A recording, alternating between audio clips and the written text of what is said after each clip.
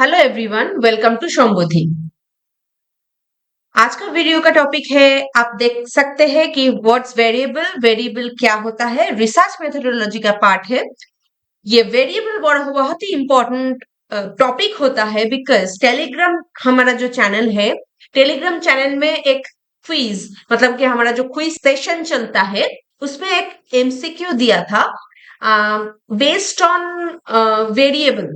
Okay, तो उसमें शायद एक टाइप ऑफ वेरिएबल में कंफ्यूजन हमें दिखा स्टूडेंट्स के अंदर, जो कि ठीक नहीं है, मुझे ठीक नहीं लगा क्योंकि सामने बहुत अभी तो सीयूईटी का एग्जाम जस्ट शुरू होने वाला है और नेट सेट यूजीपीजी का तो एग्जाम है ही है। तो आपको ये सारा कंसेप्ट बहुत ही अच्छे तरीके, ये तो बेसिक कंसेप्ट होता है रिसर्च का, ये अगर वेरिएबल का कंसेप्ट क्लियर ना हो तो दिक्कत आ जाएगा आगे जाके।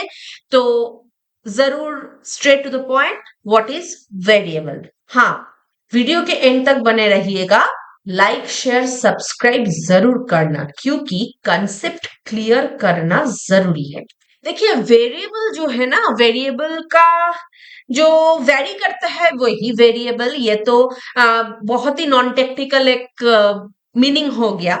जो कि वेरी करता है, जो भी चीज जो वेरी करता है with time, with situation, with any like other variable. Okay, a variable is anything that can change or take different values in a study or experiment. देखिए, बहुत ही टेक्निकली इसमें समझाया गया है कि variable is anything which can be changed और take different values in study और experiment. ये एक्सपेरिमेंट और स्टडी के तौर पे बताया गया, पर अगर इन जनरल हम बताएं तो वेरिएबल जो वेरी कर जाता है, जैसे कि टेम्परेचर एक नहीं रहता है, विथ टाइम वेरी करता है, एज वेरी करता है, हाइट वेट सभी वेरी करता है, कोई भी कांस्टेंट नहीं रहता है।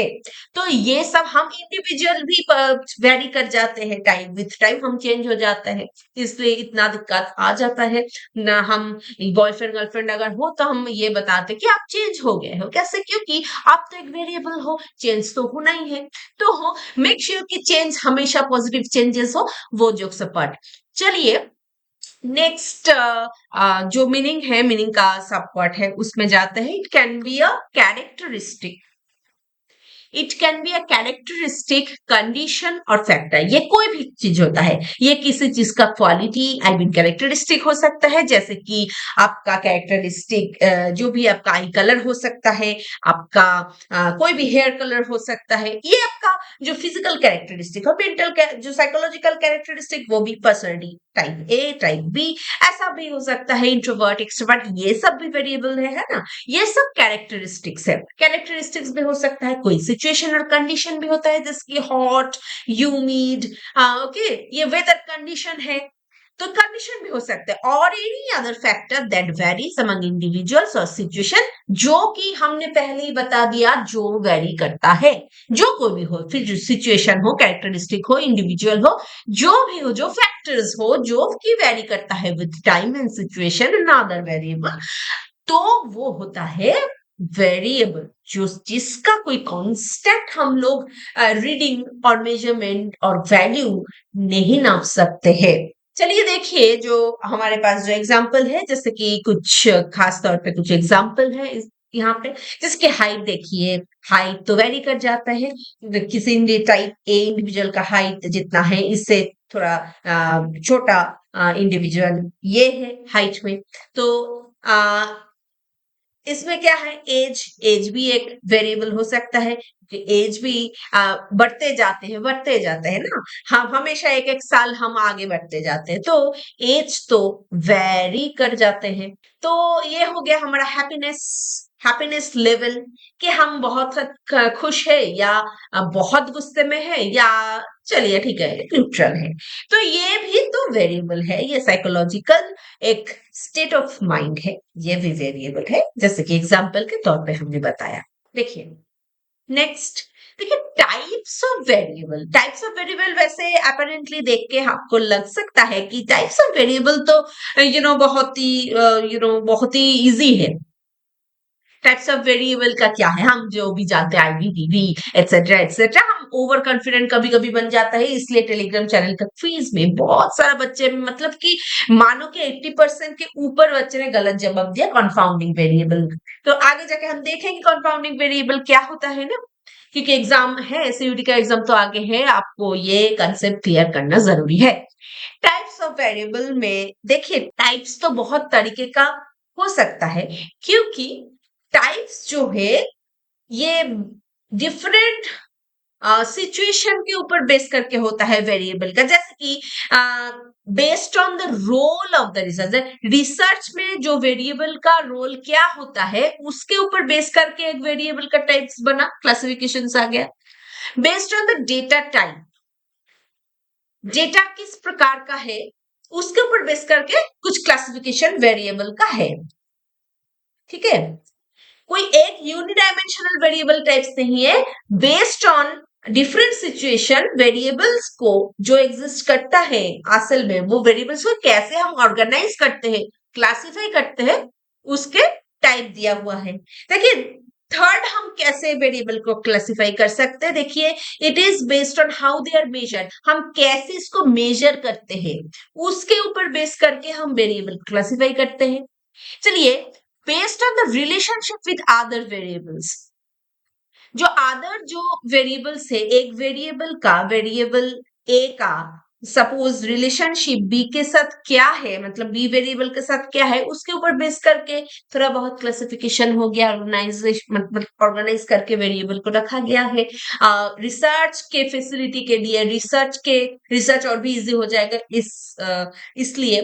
तो ये सारा टाइप्स को, मतलब बहुत ही जब हम टाइप्स ना बहुत ही यूनिडायमेंशनली लिखा जाता है कि वेरिएबल्स आई भी होता है, डी भी होता है, moderate, confounding variable, extraneous variable, etcetera etcetera. तो ये थोड़ा दिक्कत, थोड़ा कंफ्यूजन हो जाता है कि थोड़ा ओवरलैपिंग हो जाता है मीनिंग। तो इस कंफ्यूजन को क्लियर करने के लिए बहुत डीप जाना पड़ा। डीप डाउन हमको ये जानना पड़ेगा कि क्लासिफिकेशन हुआ किस तौर पे है, मतलब किस चीज के ऊपर बेस करके क्लासिफाई किया गया, ताकि इस वेरिएबल ने ये क्लासिफिकेशन सामने आया है। चलिए देखते हैं इसके ऊपर बेस करके कौन कौन सा वेरिएबल एग्जिस्ट करता है। देखिए, टाइप्स ऑफ वेरिएबल में जो कि रिसर्च वेरिएबल हम टाइप्स करते हैं, जो पहले टाइप्स क्या है, based on the role in research, ये क्या रोल प्ले करता है रिसर्च में, उसके ऊपर डिपेंड करके कौन कौन सा वेरिएबल आया सामने। देखिए, फर्स्ट तो हम लोग मोस्ट कॉमन इंडिपेंडेंट वेरिएबल, इसका मीनिंग, टाइप्स, एग्जांपल हम लोग बाद में जानेंगे, आगे वाला जो स्लाइड्स है उसमें जानेंगे। आप जरूर सब्सक्राइब करके साथ में रहना, ठीक है, तब तक। Dependent variable, control variable, confounding, extraneous variable, ये देखो, ये सब जो वेरिएबल बहुत ही नोन वेरिएबल, क्योंकि रिसर्च मेथोडोलॉजी में हम रिसर्च ओरिएंटेड स्टडी करते हैं ना, तो रिसर्च ओरिएंटेड स्टडी करते हुए, मतलब करने के समय हम लोग किस टाइप का वेरिएबल ज्यादा चर्चा करेंगे, based on the research, role of the research, तो रिसर्च में क्या रोल रखते हैं, कौन सा वेरिएबल ऐसा है, वही हम कॉमनली जानते हैं। पर कभी कभार दूसरा जो क्लासिफिकेशन है, दूसरा जो नाम है वेरिएबल्स का, वो भी चले आते हैं, मतलब जैसे कि नेट हो, सेट हो, सीयूटी हो, ऐसा जो कंसेप्चुअल, जो कॉम्पिटिटिव, जो डे बाय डे बढ़ते चला जा रहा है, मतलब कंपटीशन, तो ये तो इसमें तो बहुत, मतलब अगर कंसेप्ट क्लियर ना रखोगे तो दिक्कत आ जाएगा। Based on the data type, जो हमारे पास डेटा है, वो डेटा टाइप के अनुसार क्या क्या वेरिएबल है, तो वो होता है कैटेगोरिकल वेरिएबल, जो कि मोस्टली क्वालिटेटिव होता है, जो क्वालिटेटिव वेरिएबल हम लोग बोलते हैं। कंटिन्यूअस वेरिएबल, जो कि क्वांटिफाई किया जा सकता है, मेजर कर सकते हैं, वो डेटा टाइप के ऊपर बेस करके ये वेरिएबल किया गया है। जैसे कि देखिए, based on how they are measured, कैसे हम मेजर करते हैं उसके ऊपर वेरिएबल को हम डिवाइड करते हैं, क्लासिफाई करते हैं। डिस्क्रीट, कंटिन्यूअस, ठीक है, ये सारा वेरिएबल का नाम आप सुना है ना। तो डिस्क्रीट ऐसा नहीं है कि एक डिस्क्रीट वेरिएबल आई भी नहीं हो सकता और डी भी नहीं हो सकता है, पर आपको यहाँ मतलब बच्चों को यहाँ ही कंफ्यूजन आ जाता है, अरे ये तो डिस्क्रीट वेरिएबल और फिर भी ये इंडिपेंडेंट वेरिएबल, ये कैटेगरिकल भी हो सकता है, कैटेगरिकल भी है, इंडिपेंडेंट भी है, डिस्क्रीट भी है। तो ये जो क्लासिफिकेशन है ये बेस्ड ऑन कुछ एक कैरेक्टरिस्टिक के ऊपर क्लासिफाइड है। तो वो कैरेक्टरिस्टिक्स अगर हम जान जाए तो हमको हमारे लिए क्लियर हो जाएगा कि आईवी जब हम based on how they are measured study करेंगे तो ये डिस्क्रीट हो सकता है, ये कंटिन्यूअस भी हो सकता है, ठीक है ना। तो ये डिवीजन, ये टेबल जानना हमारे लिए बहुत ही जरूरी है क्योंकि it will make it more feasible, I mean easier. Based on the relationship with other variables, relationship with other variables means वो मीनिंग हम बात का जो स्लाइड्स है उसमें जाएंगे, उसमें डिस्क्राइब करेंगे। अभी जो इसमें दो वेरिएबल है जैसे कि मॉडरेटर वेरिएबल और एक दूसरा mediator variable, moderator and mediator. इसमें जो based on role in research इसमें ज्यादातर वेरिएबल आ गया है जैसे कि 1 2 3 4 5, इसमें दो, इसमें दो, इसमें दो, ठीक है, ज्यादा नहीं है बाकी जो कैटेगरीज है उसमें। चलिए आगे बढ़ते हैं, इसका मीनिंग एग्जांपल्स देख लेते हैं। देखिए जो first based on role in research पहले जो आता है वो आता है हमारा आईवी, इंडिपेंडेंट वेरिएबल। जैसे कि देखिए इंडिपेंडेंट वेरिएबल हम जानते हैं ये किसी के ऊपर डिपेंड नहीं करते, ये एकदम सेल्फ सफिशिएंट इंडिपेंडेंट है। ये मतलब जो डिपेंडेंट है इसको सहारा देता है, मतलब डिपेंडेंट वेरिएबल को सहारा देने वाला वो इंडिपेंडेंट वेरिएबल है। जैसे आप जानते हो हमेशा ये जो जो कॉज एंड इफेक्ट रिलेशनशिप होता है रिसर्च का ना, हमेशा कॉज जो होगा, जो कॉज को ऑकर करेगा, कारण को ऑकर करेगा, वही होता है इंडिपेंडेंट वेरिएबल। ये थोड़ा सा इजियर प्रोसेस है to pursue, to recognize the variable. The हमेशा जो एग्जाम में आपको जो क्वेश्चन आएगा एक रिसर्च क्वेश्चन दे देगा और इसमें से इंडिपेंडेंट वेरिएबल डीबी क्या है प्रैक्टिकल एग्जाम से ज्यादा तक आता है, यूजीपीजी में, है ना। तो इंडिपेंडेंट वेरिएबल खोजना कैसे आप ढूंढोगे, वो उसका इजी सोल्यूशन ये है जो कॉज है, कॉज एंड इफेक्ट रिलेशनशिप अगर है, दैट मीन्स अगर एक्सपेरिमेंट आपको दिया गया है, वो एक्सपेरिमेंट में जो कॉज ला रहा है, what is the cause of it, cause का आंसर जो है वही है independent variable. The factor that is changed और कंट्रोल्ड बाय रिसर्चर, जो कि कंट्रोल करते, रिसर्चर कंट्रोल कर देते हैं, क्योंकि जैसे कि इसमें example how sleep affect our memory, how sleep affect our memory, जैसे कि स्लीप को अगर स्लीप आवर्स हम बढ़ा सकते हैं, घटा सकते हैं, वो ये देखने के लिए कि मेमोरी को कैसे अफेक्ट करता है, ये इसका इफेक्ट हम मेमोरी पे देखते हैं। तो obviously cause is sleep here, okay. तो sleep is the IV, independent variable. This is the example. Based on this same example, हम DV देख लेते हैं, ओके।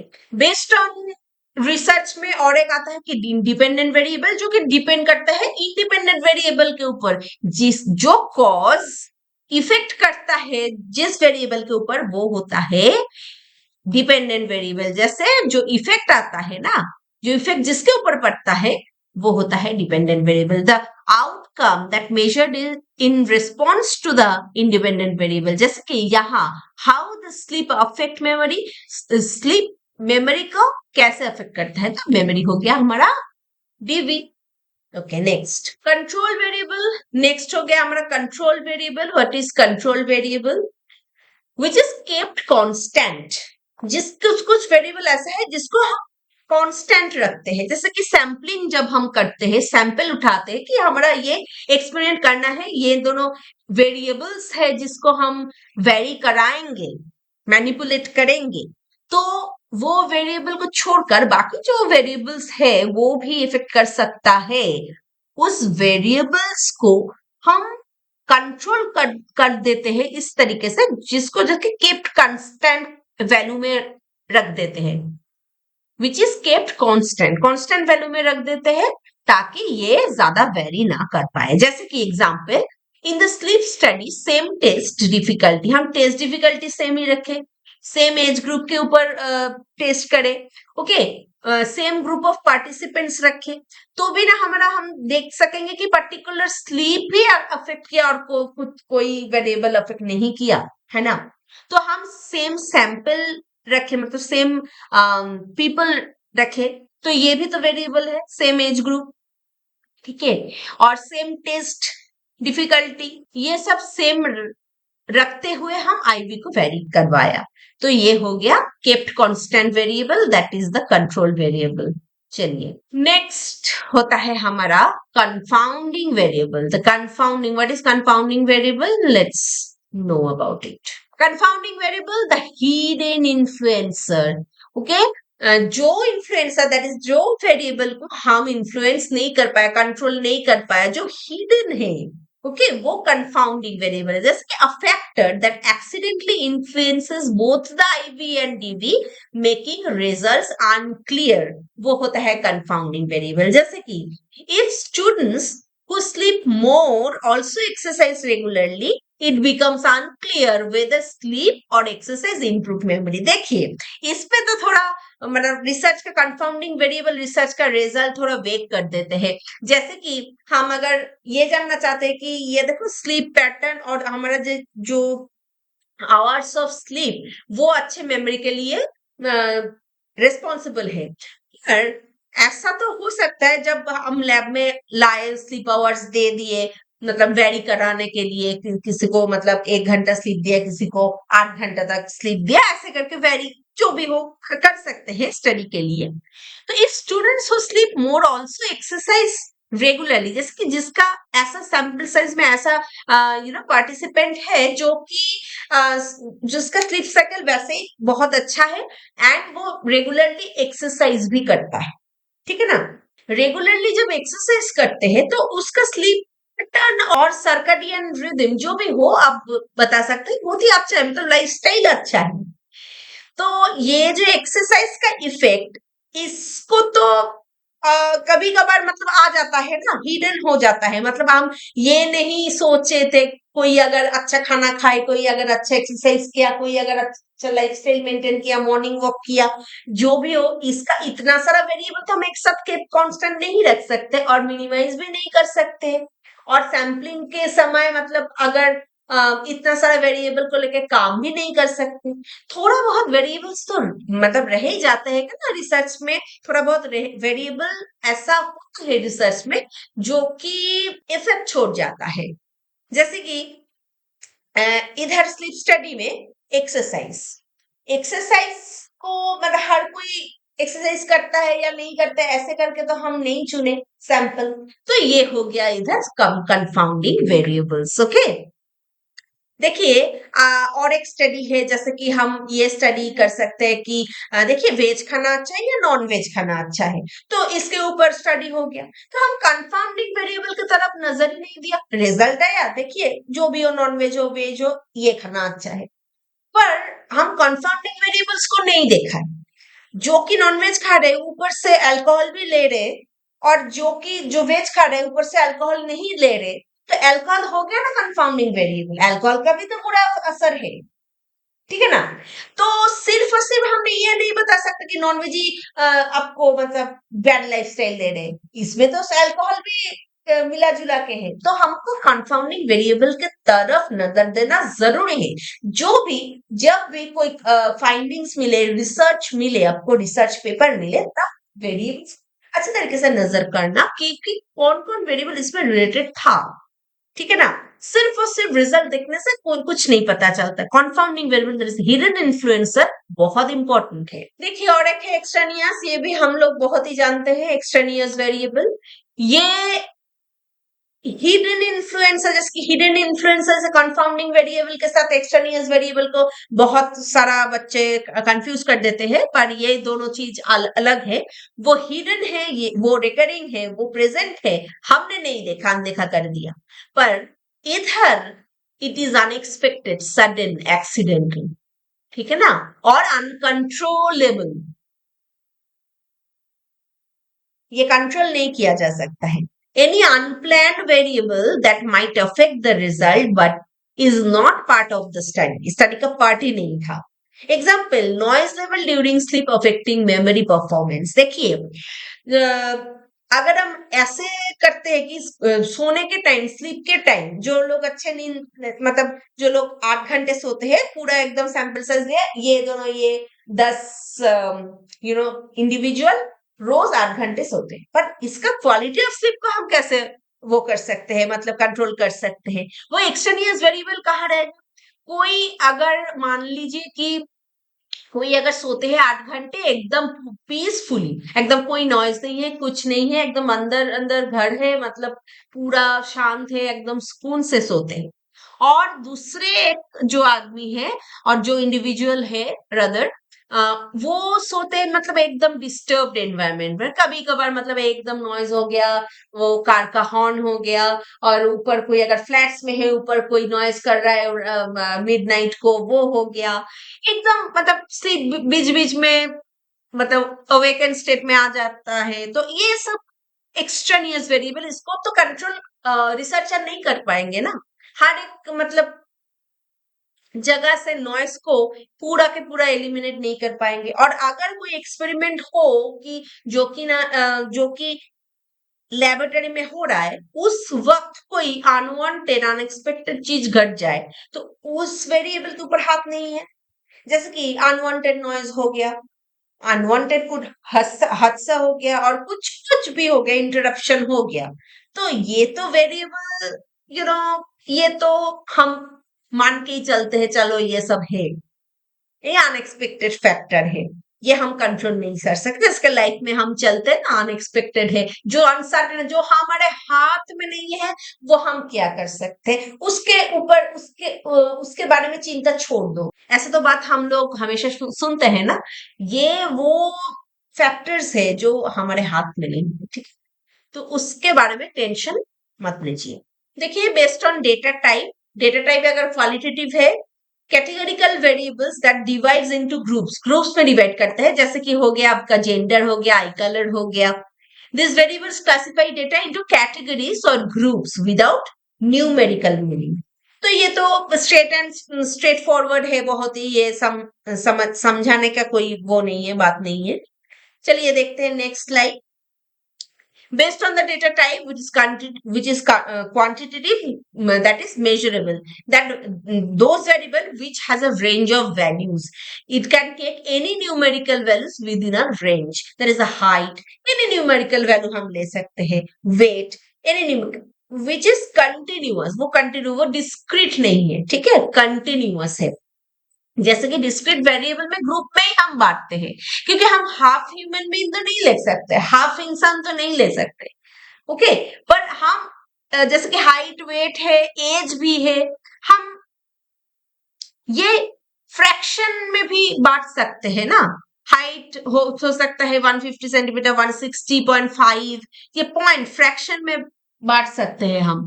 पर वेट भी है, एज भी है, पर हम कैटेगरीज, जो आई कलर है, जो जिसका टाइप्स ऑफ पर्सनैलिटी है, ये सब हम लोग नहीं कैटेगराइज कर सकते हैं ओनली, ठीक है। देखिए, ये ओवरलैपिंग है, आ गया हाउ दे आर मेजर्ड, इसमें भी डिस्क्रीट वेरिएबल आएगा, जो होल नंबर्स ओनली आता है, जैसे कि number of children in a family, okay, number of books in a bag, ये सब वो इम्पॉसिबल है, फ्रैक्शन नहीं कर सकते, जो हम अभी अभी बोला।